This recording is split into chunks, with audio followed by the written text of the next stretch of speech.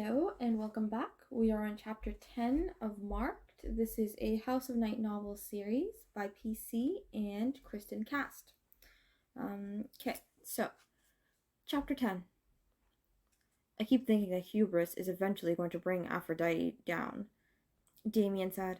Hubris, Stevie Ray explained, having godlike arrogance. I actually know that one, I said, still staring after Aphrodite and her mob. We just finished reading Medea in English class. It was what brought Jason down. I'd love to knock the hubris right out of her, bobblehead, Aaron said. I'll hold her for you, twin, Shawnee said.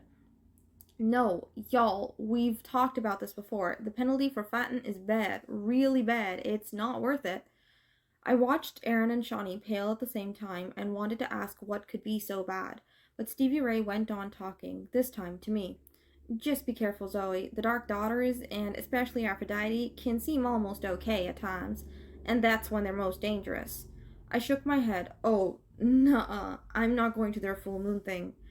I think you have to, Damien said softly. Nefert okayed it, Stevie Ray said, and Shawnee and Aaron nodded in agreement. That means she'll expect you to go. You can't tell your mentor no. Especially when your mentor is Nefret, High Priestess of Nyx, Damien said.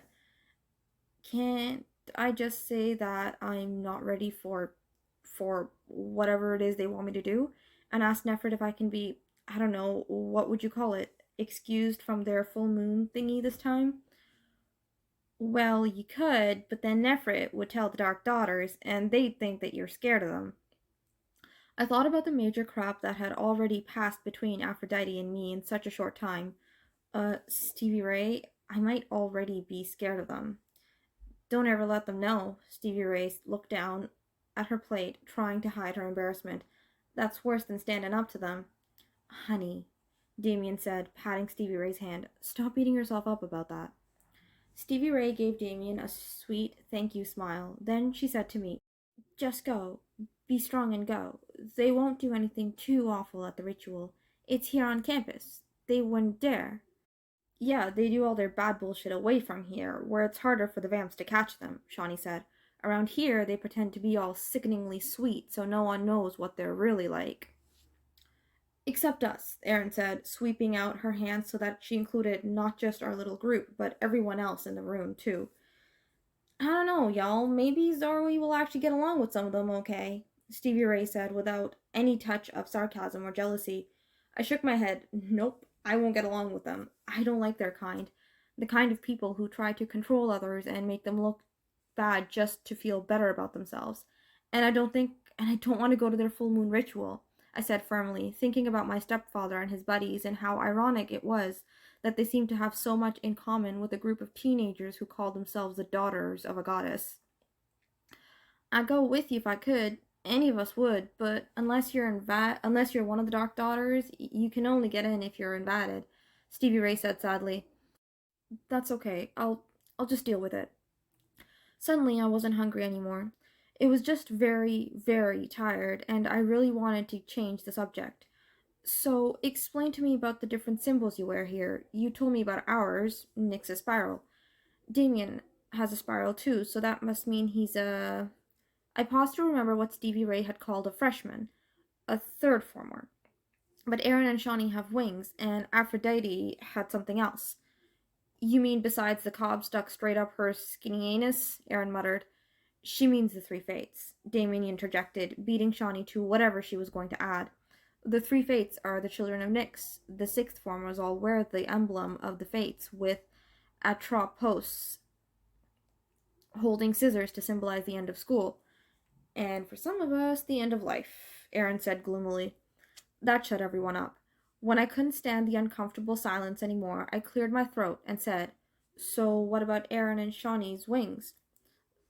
The wings of Eros, who is a child of Nyx's seed. The love god, said Shawnee said, adding a seated gyration of her hips. Damien frowned at her and kept talking. The golden wings of Eros are the fourth former symbol. 'Cause we're the love class, Aaron sang, raising her arms over her head and shimmying her hips. Actually, it's because we're supposed to be reminded of Nyx's capacity to love, and the wings symbolize our continuous movement forward. What's the symbol for fifth formers? I asked. Nyx's golden chariot pulling a trail of stars, Damien said. I think it's the prettiest of the four symbols, Stevie Ray said. Those stars sparkle like crazy. The chariot shows that we continue on Nyx's journey, and the stars represent the magic of the 2 years that have already passed. Damien, you're a good little student, Aaron said. I told you we should have gotten him to help us study for that human mythology test, Shawnee said. I thought I told you we needed his help, and anyway, Damien shouted over their bickering. That's about all there is to the four symbols of the classes. Easy peasy, really. He looked pointedly at the now silent twins. That is, if you pay attention in class instead of writing notes and staring at guys you think are cute. You're really prudy, Damien, Shawnee said, especially for a gay boy. Aaron added, Aaron, your hair is looking kind of frizzy today. Not to be mean or anything, but maybe you should think about switching products. You can't be too careful about those kinds of things. The next thing you know, you'll be getting split ends. Erin's blue eyes got huge, and her hand went automatically to her hair. Oh, no, no, no. I do not believe you just said that, Damien. You know how crazy she is about her hair. Shawnee started to puff up like a mocha-colored blowfish. Damien, meanwhile, just smiled and returned to his spaghetti, the perfect picture of innocence. Y'all, Stevie Ray said quickly, standing up and pulling me up with her by the elbow. Zoe looks beat. Y'all remember what it was like when you first got here. We're gonna go back to our room. I have to study for that vamp sociology test, so I'll probably see you guys tomorrow. Okay, see ya, Damien said. Zoe, it was really nice to meet you. Yeah, welcome to Hell High, Aaron and Shawnee said together before Stevie Ray pulled me out of the room. Thanks, I really am tired, I told Stevie Ray as we backtracked through the hall that I was happy to recognize as the one that would lead to the main entrance to the central school building. We paused while a sleek silver-gray cat chased a smaller, harassed-looking tabby across the hall in front of us. Beelzebub, leave Cammy alone! Damien's gonna rip your fur out! Stevie Ray made a grab for the gray cat and missed, but he did stop chasing the tabby and instead streaked back down the hall the way he had just come. Stevie Ray was frowning after him. Aaron and Shawnee need to teach that cat of theirs some manners. He's always up to something. She glanced at me as we left the building and walked out into the soft pre-dawn darkness. That cute little Cameron is Damien's cat. Beelzebub belongs to Aaron and Shawnee. He chose the both of them together. Yep, that's as strange as it sounds, but after a little while, you'll be like the rest of us and start thinking that they really must be twins. They seem nice, though. Oh, they're great. They bicker a lot, but they're totally loyal and will never let anyone talk about you, she grinned. Okay, they might talk about you, but that's different, and it won't be behind your back. And I really like Damien. Damien's sweet and really smart. I just feel bad for him sometimes, though. How come? Well, he had a roommate when he first got here about 6 months ago, but as soon as the guy found out Damien was gay, hello, it's not like the boy tries to hide it. He complained to Nefrit and said that he wasn't going to room with a fag. I grimaced. I can't stand homophobes. And Nefrit actually put up with that attitude? No, she made it clear that the kid, he changed his name to Thor after he got here. She shook her head and rolled her eyes. Doesn't that go just figure? Anyway, Nefrit let it be known that Thor was way out of line, and she gave Damien the option to move into another room by himself or stay with Thor. Damien chose to move. I mean, wouldn't you? I nodded. Yup, no way I'm in a room with Thor the homophobe. That's what we all think too. So Damien has been in a room by himself since. Aren't there other gay kids here? Stevie Ray shrugged. There's a few girls who are lesbians and totally out, but even though a couple of them are cool and hang out with the rest of us, they mostly stay together. They're way into the religious aspect of goddess worship and spend most of their time in Nyx's temple. And of course, there are the moronic party girls who think it's cool to make out with each other, but usually only if some cute guys are watching. I shook my head. I never really understood why girls think making out with each other is a way to catch a boyfriend. You'd think it would be counterproductive. Like I'd want a boyfriend who only thinks I'm hot when I'm kissing some girl? Blech. What about gay guys? Stevie Ray sighed. There are a few besides Damien, but they're mostly too weird and girly for him. I feel bad for him. I think he gets pretty lonely. His parents don't ride on anything. The whole vampire thing freaked them out. No, they really don't care about that. Actually, don't say anything to Damien because it hurts his feelings, but I think they were relieved when he was marked. They didn't know what to do with the son who was gay. Why did they have to do anything? He's still their son. He just likes guys.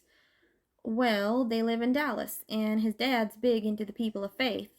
I think he's some kind of minister or something. I held my hand up. Stop. You don't have to say another word. I totally get it. And I did. It was way too acquainted. I was way too acquainted with the narrow-minded, our way's the only right way ideas of the people of faith.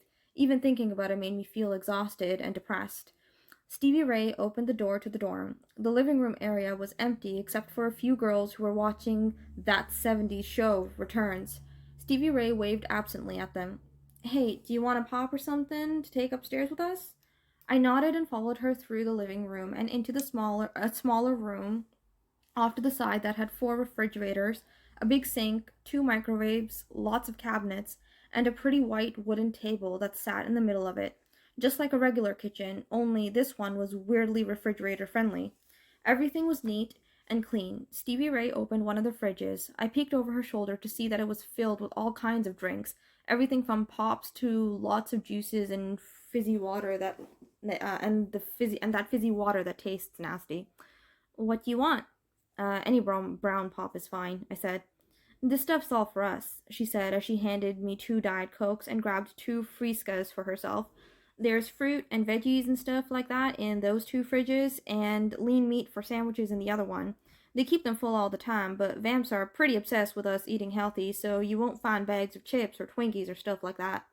No chocolate? Yeah, there's some really expensive chocolate in the cabinets. The vamps say chocolate in moderation is good for us. Okay, so who the hell wants to eat chocolate in moderation? I kept that thought to myself as we walked back through the living room and headed upstairs to our room. So vamps, I kind of stumbled over the word, are big on eating healthy? Well, yeah, but I think basically just fledglings eating healthy. I mean, you don't see fat vamps, but you also don't see them chewing on celery and carrots and picking out salads. Mostly they eat together in their own dining room, and rumor has it that they eat well. She glanced at me and lowered her voice. I heard that they eat a lot of red meat. A lot of rare red meat. Yeesh, I said, not liking the bizarre visual image I suddenly got of Nefrit gnawing on a bloody steak. Stevie Ray shivered and went on. Sometimes someone's mentor will sit with them at the fledgling dinner, but they usually have just a glass or two of wine and don't eat with us. Stevie Ray opened the door, and with a sigh I sat on my bed and pulled off my shoes. God, I was tired. Rubbing my feet, I wondered about why the adult vamps didn't eat with us, and then I decided I didn't really want to think about that long. I mean, it brought to mind too many questions like what are they really eating and what will I have to eat if I become an adult vamp? Ugh. And part of my brain whispered that it also made me remember my reaction to Heath's blood yesterday. Had that been only yesterday? And also my more recent response to the blood of that guy in the hall. No, I definitely didn't want to think about either of them at all, so I quickly refocused on the healthy diet issue. Okay, they don't particularly care about eating healthy, so what's the big obsession with us eating healthy? I asked Stevie Ray. She met my eyes, looking worried and more than a little scared. They want us to eat healthy for the same reason they make us exercise every day, so that our bodies are as strong as possible, because if you start getting weak or fat or sick, that's the first sign that your body is rejecting the change. And then you die, I said quietly. And then you die, she agreed. And that is it for chapter 10. I hope you enjoyed, and I will see you guys at the next chapter. Bye!